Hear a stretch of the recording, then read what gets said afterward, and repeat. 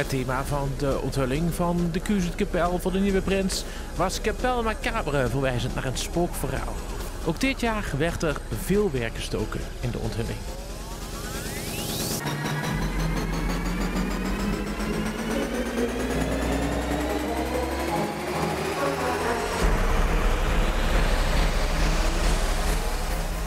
Aan het einde van het stuk werd de nieuwe prins gepresenteerd. Prins Krijn van de Kerkhof is 29 jaar en woont samen met Brit Bouten op de Wieterweg in Panningen. Sinds januari is hij mede-eigenaar van creatief bureau Vlaaibaar. Krijn is al een tijdje bekend met de Kuus. Hij is er al zo'n 8 jaar actief als lid. En ook lid van de jeugdcommissie. Daarnaast is hij trainer van Jong 19 van PEC 20 en voetbalt hij zelf in het derde elftal. Ook is hij een van de zangers van de Kwante Dieksek. Wat een dag. Wat voor spanningen hebben we al om te overleven. Eerst door bij Moemes in het café voor die finale van het LVK, wat we gelukkig hadden. En nou die onthulling, die prachtige onthulling volgens mij. Ik heb hem een beetje kunnen volgen door op het schermpje. Fantastisch. 2 november, we zaten binnen Kameroord in de garage Ajax PSV te kijken. De uitslag, daar ben ik vergeten. De uitslag, daar weet ik niks meer van. Toen zag ik op de telefoon Chantal Willems. Ik denk, oh ja, laat gaan. Mijn allerliefste Kuus. Hey, stijg terug.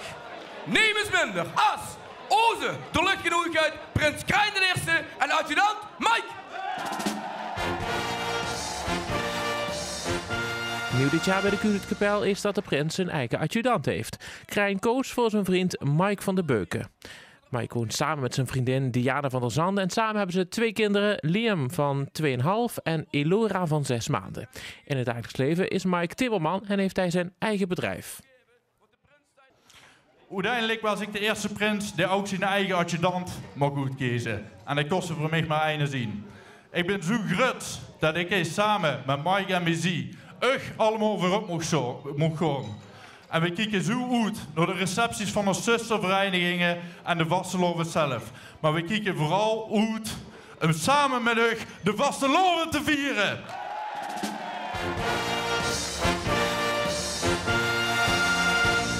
Ik sluit af met mijn spreuk. Vier het schoonste viers van je leven. Laat ons samen de vasteloven beleven.